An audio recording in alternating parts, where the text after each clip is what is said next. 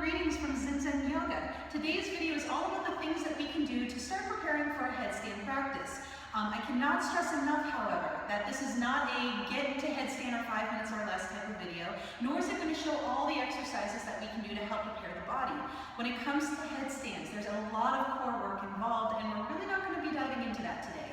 But stay tuned because I always love playing around with the core.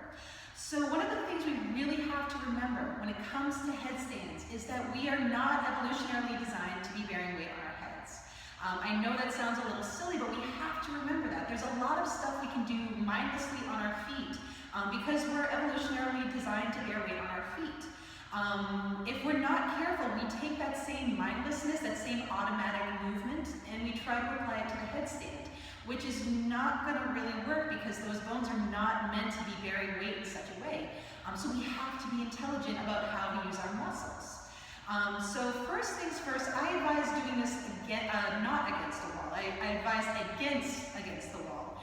The biggest reason is because we can get a little impatient if we're doing a headstand practice. We can be doing the work, we feel like we should be farther along, we do that time travel that I love talking about, we throw ourselves into the future where we can already do this pose. And if we're against the wall, we then are very tempted to just kick the legs up. And just throw everything up against the wall, bang against the wall, get all the weight of our body just kind of crashing down on our heads. That is begging for disaster. That is begging for injury. So I really recommend doing it away from a wall, if only because it's going to force us to take it slow. It's going to force us to be deliberate. We don't get that option to just kick our legs up. So the first thing we can do is just get used to the idea of having our hips over our heads. And one way we can do that is to play around with what's called tripod. Some people like to come into headstand in tripod. I also recommend against that, if only because it can get a little difficult to make sure we're not just putting all the weight on our heads, which will make sense in a moment. With tripod, we're basically putting our hands and our head on the ground, and then our knees are going to go onto our triceps. The biggest thing when it comes to putting our head onto the ground is to make sure we're not just putting it onto that flat part against our head. That might be tempting, but that's really not where essentially directly above the spine the vertebrae is. If we're doing it against the flat part, we run this lovely risk of doing this little chin tuck. We're putting uneven pressure on our spine. It's not pretty. So really giving ourselves to find that center point. And for a lot of us, it's kind of a bony spot. It might be uncomfortable.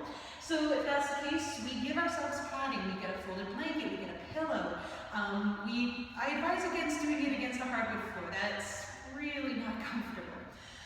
So with tripod, we give ourselves a moment to set up. So we bring that top of the head on the ground. We plant the hands. We really want to make sure those hands are pressing into the ground. And we can start to bring ourselves up. So maybe we stay here for a while. We're just getting used to having those hips over the head. Maybe we put one knee on a tricep. Maybe we put both. And maybe we hang out here for a while. We're just getting used to the fact that we're upside down. This is a great precursor to the headstand.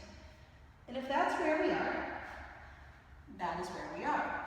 If we're ready to go a little further, I recommend going away from the tripod and coming onto our forearms. Now the reason for that is we are given so much more space with our forearms. With the hands, we're just pressing those into the ground, redistributing force by pressing the hands. With the forearms, we get that whole length of the forearm, the side of our hand, press into the ground, get some of that pressure off the head. It's a little more stable.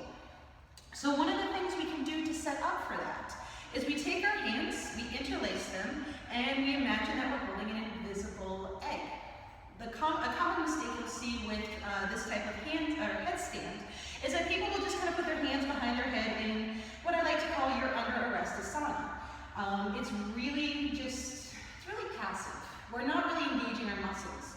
So if we do it like this, if we're imagining we're holding that invisible egg, and maybe even pressing the tops of our hands into the fingers into the hands, we're starting to engage those muscles. You might even start to feel it along the outside of our forearms or maybe along that underside. And then we bring it behind our head. You might notice those hands no longer are touching the back of our head. We're no longer in your under arrest asana. And then we get ready. So again, we're bringing the top of our head down onto the mat.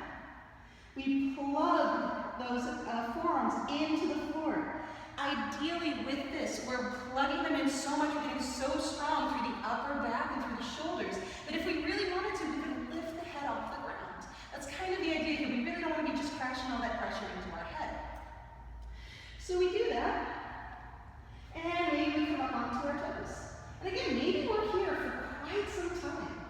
We want to stay patient with this, no rushing the headstand.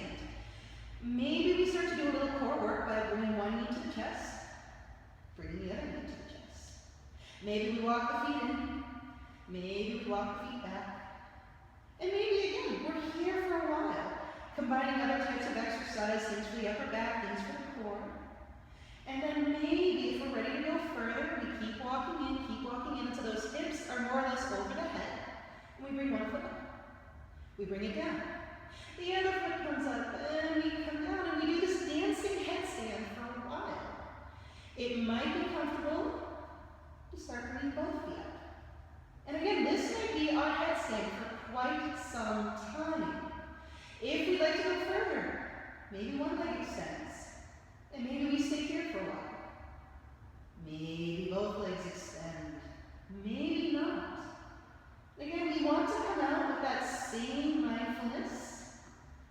We don't want to crash out, that's going to be nasty for the neck. Maybe we come into a child's pose for a moment. So when it comes to the headstand, we really want to think about that firm rooting down, strong and stable core, slowly working our way up. We don't want to kick those legs up because that is going to basically throw us into the future. That's throwing us into a hypothetical future where we can already do a headstand, and then we're hoping for the best. And what's that going to serve? It's not going to serve our body. It's certainly not going to serve our mind. We might end up crashing into something. It's not pretty. So again, remembering that this is a slow process. Honor your body. Honor where you are right now, not where you wish you could be or maybe where you were 5 years ago. Honor the present moment on the mat, so it's a little bit easier to honor the present moment off the mat. So that's it, my